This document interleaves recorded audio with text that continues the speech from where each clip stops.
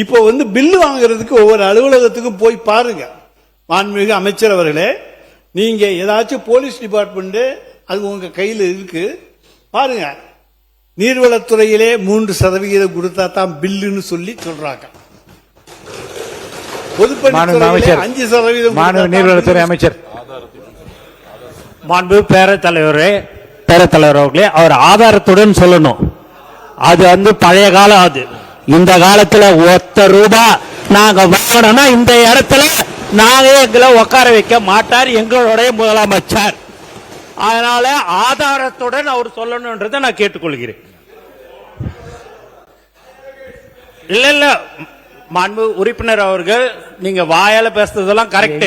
அதெல்லாம் நீங்க உங்களுடைய காலத்துல நாங்க தான் சொல்றோம்ல, நீங்க நிரூபிங்கன்னு சொல்றோம். நீங்க நிரூபிக்க வேண்டியதானே. எதுவுமே இல்லாம நீங்க மட்டும் பேசணும்னா அது எப்படி?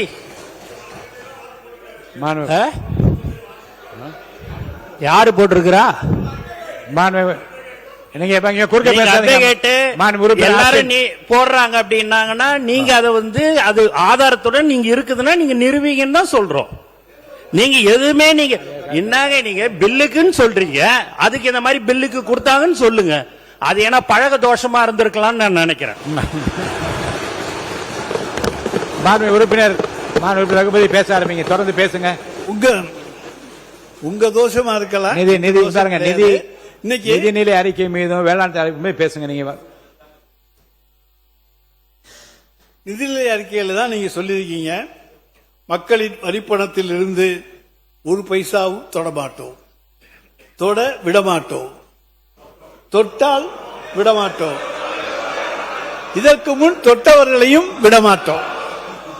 ஐயா, சனிக்கிழமை அன்னைக்கு பனையூர்ல நடக்கிற அந்த வாரச்சந்தையில போய் பாத்தீங்கன்னா இதுக்கு என்னென்னாலும் தொட்டவங்களோ அவங்க தாங்க வந்துகிட்டு இருக்காங்க.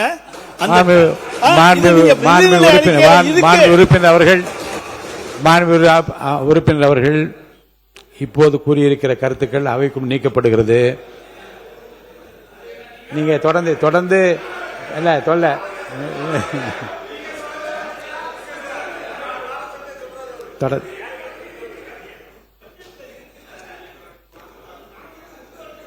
எவ்வளவு நேரம் பேசு.